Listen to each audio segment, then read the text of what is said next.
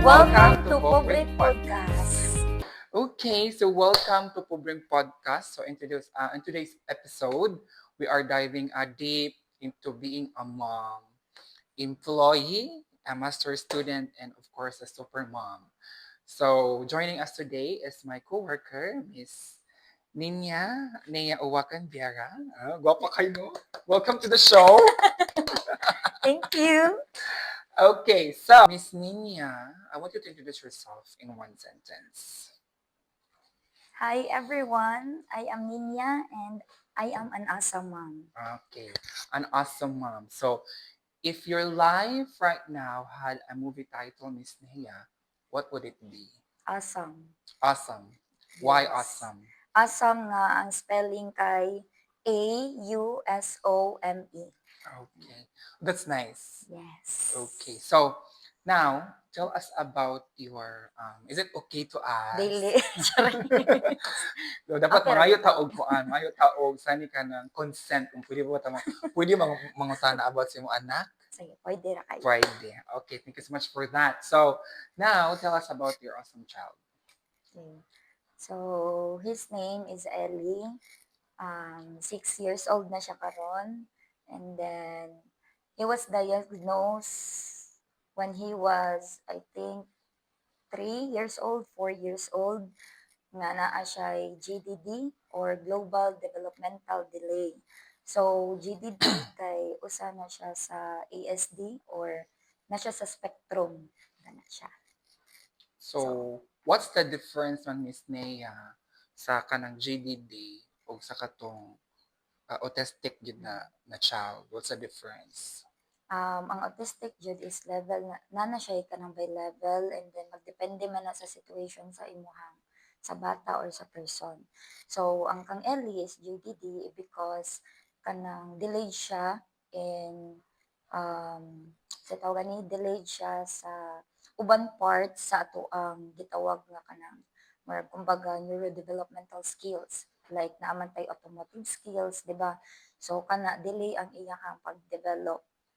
Pero karon si Ellie is pila gani edad ni Ellie karon? 6. 6. And then asa na gani siya nga level sa iya ha? Before katong wala pa siya nag-therapy kay lisod jud kaayo i-handle.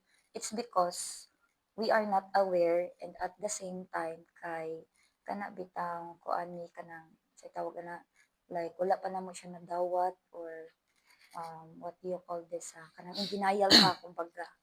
So karon nag-therapy naman siya for almost 2 years, 3 years now kay nakakita nami og dako nga progress. So meaning there is a progress or development yes. pag pa-enroll ninyo ni Ellie sa therapy. Okay. So para lang sad sa ato mga viewers makaibaw sila no kung how much it would cost or spend to enroll your child para sa therapy. Actually depende na siya sa clinic. Kay ang term ana di ay is I thought before center, therapy center or nga. Pero katong nagpa-enroll mi ni Ali kay ilang tawagan na is clinic, therapeutic clinic. And then again magdepende na siya sa clinic kung asa mo magpa-therapy sa inyong mga asam kid. Then sa mua is naa siya sa goal. Pwede ra i-mention ang kuan. Yeah, sure. Na siya sa goal karon sa May Ramos.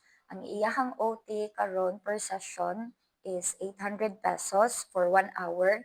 And then naka-speech therapy pud siya. Then ilahang session is 900 per session. Per session. Yes. Ang session nila is 1 hour naman per session. So if you will total that one in 1 month, how much? Ang 1 month is kay karon man good sa Ellie is twice ang iyahang OT. So that's 1/6. And then plus another 900 since usara man ang iyang session. So 1/6 plus 900 is equal to, you do the math. Okay, Sir tapos Billy, okay. monthly na dayon mo na siya.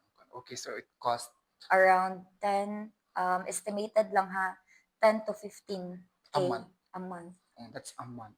A month. So let's consider that there is 12 months in a year, Mm. and that's 15 to 15,000. So dako jud siya nga amount. Mm. Okay, so what's the funniest thing your child Miss Nea has ever said or done? Funniest is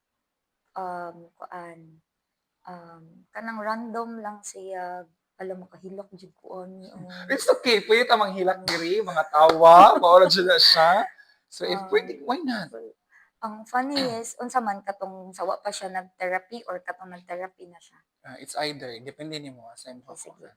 So, katong wala pa siya nag-therapy is, the funniest thing nga iyang buhaton sa amo is, um, kanang magbugal-bugal siya nga, kanang, for example, peanut butter, iyang iana sa iyahang kamot, and then, mo na siya chocolate, niya Mm. iyay ana sa naong.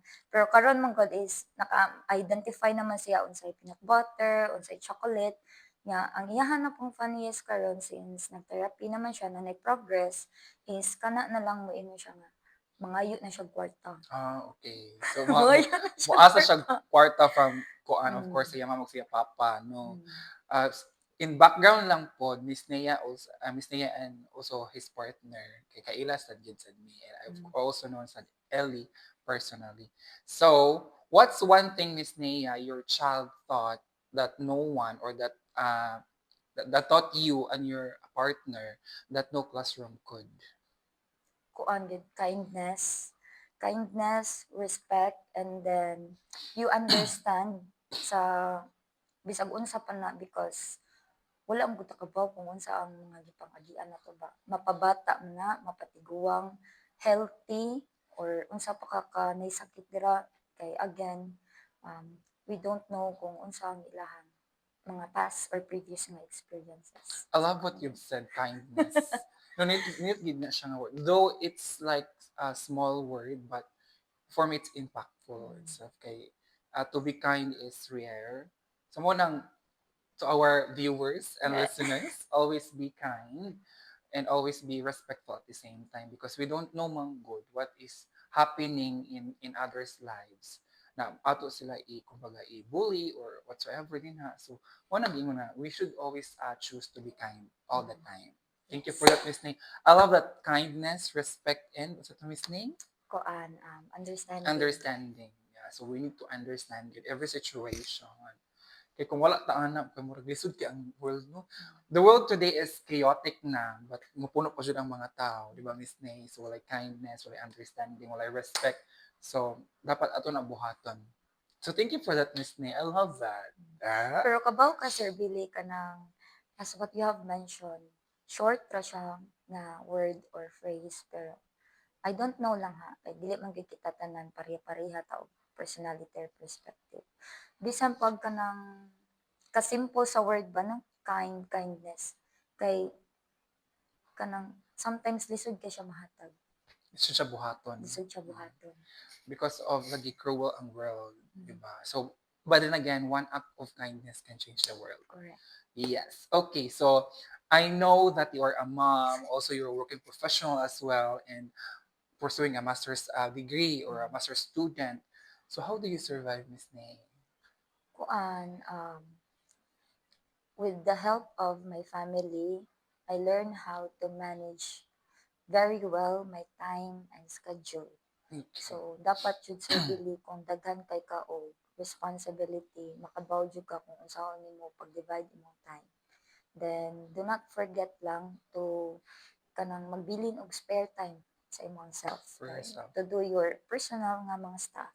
Personal things. No? Yes. Okay. So mo na siya, we need to balance good time. So we balance need to have time management.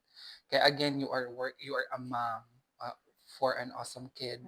Also, you are a working professional. At the same time, you're juggling with your master's degree and puhon-puhon, graduate na, manifesting. Graduate na, uy, kay apply na mag-graduation ko. Okay, so what's your secret, Miss Nay, when everything gets overwhelming? My secret to that is di man sad sa ingon nga akong sarilihon ang mga conflicts that has been happening sa ako ang personal nga kanang setting. Pero sometimes man good or for me is very effective kay siya when kanang ikaw lang ang mo sa tawag gani ikaw lang ang mo hatag og solution or kanang resolution sa imong mga conflicts. Kay mas effective sa ako ang if nakoy problem is ako sa siyang hunahunahon on how I am going to deal with it, and then right after that once nga come up na ko og idea kung unsaon siya pagkuan, then that's the time na mag-act na ko kung unsa kong buhaton. So are you a type of person also that like kung naa kay problem imo lang kimon, or you are a type of person that you need to find answers and solutions and then share it to others? Are you? Actually, Sir Billy, is both. Kay I think kita man tanan nga dili ta ganahan nga makadagdag og problem sa lain pang nga tawo. Pero usahay man gud is it is better to kanang share kung unsa man imong na-feel or nabati kay para mugaan pud ang imong kanang loob nimo ba. Kay kung imuha po ng kimkimon sad kung unsa man gani imong nabati deep inside is somehow kanang mura mo ka ma-suffocate. And then once nga maabot na sa point na mura na kagituot, ma-suffocate ka, you don't know how to deal with it anymore. Okay, so bottom line, we should have someone to talk to. So mauna kung kita natin problems or natin mga struggles in life, we should always seek advice or help, or we need to talk with someone. Go out, di ba? Enjoy. Pero you share it sa mga tao nga kanang suod nimo nga, your friends, your family. Sa friends man good, wala man gud takabaw kung asa na nila gamiton ang imong statement or imong mga gipang share ba. So mao nang share na lang sa imong mga experiences to those people nga mas close gid sa imo. Close and you trusted it with. Okay. So it's nice. Okay. Basta sa mo patakatag share no nya. Mabulgar siya sa tibuok. So mo nang giingon nga ako yung nakuanan nga phrase nga trust no one kana siya, but not to the point nga you will not trust no one yun. I mean when we say trust no one, trust the people nga imo pwede ma-sharean kung asa ka comfortable. So kung di ka comfortable, do not share it, no. And sometimes dili ta mangutana ha ug dili gid sila ganahan mo share kay it's like kanang dako kay na sa nga pagkuan sila kaugalingon nga murag dili siya kusang loob ba. Murag ato sila gi-force to do that or to say that one. Okay, anyways, so it's also mga struggles in life from your pregnancy, no, down to nanganak na ka, then professional pa jud ka, then you're also doing your master's degree. So what's the hardest part of balancing it all? Kuan gyud, oras gyud, and then imong health. Kay if again kung dili ta kabaw mo balance o mo manage sa ato ang time, since nalagi ta gitawag nga time is too short and limited, then kana if you don't know how to balance or divide your time properly, then ma-drain jud ka. Okay, so kani nga question Miss ni sunod kay murag kuan ni siya, murag deep ni siya, no? So have you ever felt giving up? Yes. Yes. Pero thankful ko kay naabot si Ellie. So I still have a purpose to keep going. One excellent question ta, what keep you going? Oh, so that's your purpose na para mo keep going because of Ellie. Because Ellie came into your lives with your partner. Okay, so what's one myth and working moms that you'd like to break? Kanang moingon sila nga dili kaya. Okay. Kay how ka makaingon ka nga di nimo kaya unless wala pa ka sa situation or wala pa nimo gisuwayan. Kay, di ba? Is it okay, Sir Billy, to share something? Yes, you can share. Actually, Sir Billy, before ko can I mention the profession that I have right now? It's okay. Di lang ko mo mention sa name na lang. Okay. So, right now, manggod is naata sa academ. Nako sa academ. And then, before ko nag-academ is, pag high school pa lang nako, is ako na yung gisaksak sa akong brain na kanang dili jud ko mag-teach or Mm-mm. dili jud ko musud sa kana nga industry. Kay both of my parents are teachers, ana, and then labi na ako ang papa kay nakakita gyud ko sa struggle ba Mm-mm. kung unsa ka kapoy ang naa sa academ or ang usa ka teacher, and then mo gyud na ang nitatak sa ako ang hunahuna nga kanang kung mao naman lang gani na mahibilin nga profession or trabaho sa future or sa mga pila ka tuig nga molabay is no matter what dili na ko siya sudlan. Mm-mm. Then right after that I realize nga tinuod jud di ay ang kanang tuhuan na to nga the more you hate the more you love. Mm-mm. So right now I am a teacher, and then I love being a teacher, and na-love na po nako ang teaching. So kana siya. So actually, Miss Ni, we're opposite. Ako, I don't, I really love teaching, but napunta pud ko sa program nga dili pang teaching. So that's our difference. Pero pag after ako graduate of college, I also pursue teaching because again, it is really my desire because I believe that it is a noble profession. And I've seen also most of my teachers way back in elementary and high school, they're doing their best to give knowledge to the students ba. So ako po ko nga, ay, I wanted to be like them. Pero mato siya, pag ato na akong college, okay, supposedly, I will take the chemistry physics nga program. Pero sad to say, no, napunta man tas kuan. Pero again, I'm so happy karon kay teacher gihapon ko. By the way, we are co-workers with Miss Nay karon currently. So yeah, we're happy to do that. Or we're happy being a teacher or to give knowledge or to impart knowledge to our students as well. So not just knowledge, Miss Nay, but also values, di ba? So we are sharing also values to our students because we cannot deny the fact that the students now is different from the students before. Dahil na jud kayo. Dako jud og kalahian siya. Like Not, ako, not to compare man no, pero kung naa mo sa academ, katong mga nasa academ is makakita gyud mo sa difference. yes, Ano makita siya? makita jud niyo ang difference gyud nga. Lahi ang student karon ug ang sa una. Mm. Well, anyways, nga naman siya, normal man gid na siya. So it's okay man to deal with new things, to deal with kaning mga AI na naman karon bago lang ni sila karon ng ano. So kuan na kaayo useful mo na siya kaayo ang AI, pero we always need to also think how to use it properly or in a good way. Okay, sometimes magud AI can be used in a bad way or in a bad things. So kita, we need to be kaning good citizen as well. So dapat tarong na to gamit ang mga butang. So di na to dapat siya kanang gamitin into bad things bitaw. Kaya ba na nasa sa ko pasabot, no? So okay, Miss Nay, let's do fast talk. Are you ready? Are you ready with our fast talk? Okay, so coffee or sleep? Sleep, Sleep. Okay, online class or office work? office work, Office work. Planner or bahala na? bahala na. One word that describes motherhood. Amazing. Amazing. So what advice would you give to moms who want to continue their studies? Do not lose hope, and then believe in yourself.